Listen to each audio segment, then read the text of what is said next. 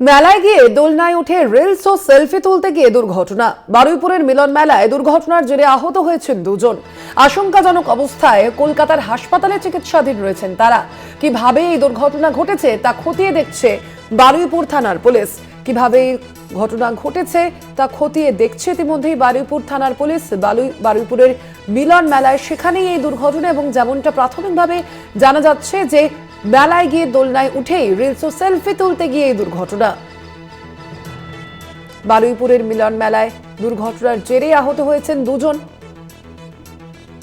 আশঙ্কাজনক অবস্থায় কলকাতার হাসপাতালে চিকিৎসাধীন রয়েছেন সেই দুজন। যদিও কিভাবে এই দুর্ঘটনা ঘটেছে তা খতিয়ে দেখছে বারুইপুর থানার পুলিশ। প্রিয়গোপাল মুখোপাধ্যায় রয়েছেন প্রতিনিধি ফোন লাইনে। প্রিয়গোপাল, কি জানা যাচ্ছে, ঠিক কিভাবে এই দুর্ঘটনা?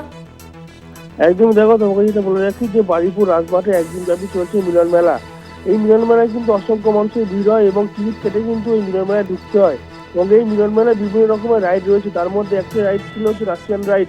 সেই রাইডে কিন্তু গতকাল ওই মহিলা, ওই কিশোরী কিন্তু ওই রাইডে উঠেছিল এবং সেই রাইডে উঠে কিন্তু তারা সেলফি তোলা এবং রিলস বানাচ্ছিল।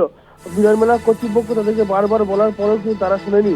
এই রিলস বানাতে গিয়ে ওই যে রাশিয়ান রাইডের যে লক থাকে সেই লক খুলে যায় এবং লক খুলে গিয়ে ওপর থেকে নিচে পড়ে যায় এবং গুরুতর আহত অবস্থায় তাদেরকে বারুইপুর মহকুমা হাসপাতালে নিয়ে আসা হয় এবং হাসপাতালে অবস্থার অবনতি হয়, তাদেরকে কলকাতায় স্থানান্তরিত করা হয়।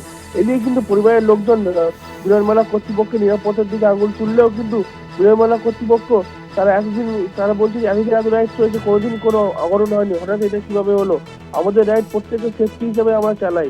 এই নিয়ে কিন্তু দুজনের মধ্যে তর্ক বিতর্ক চলছে। ইতিমধ্যেই কিন্তু বারুইপুর থানার পুলিশ আসল কি ঘটনা করেছে সেই ঘটনা তদন্ত শুরু করেছে। ধন্যবাদ তোমায়। আমরা কথা বলছিলাম, ফোন লাইনে ছিলেন প্রতিনিধি প্রিয়গোপাল মুখোপাধ্যায়।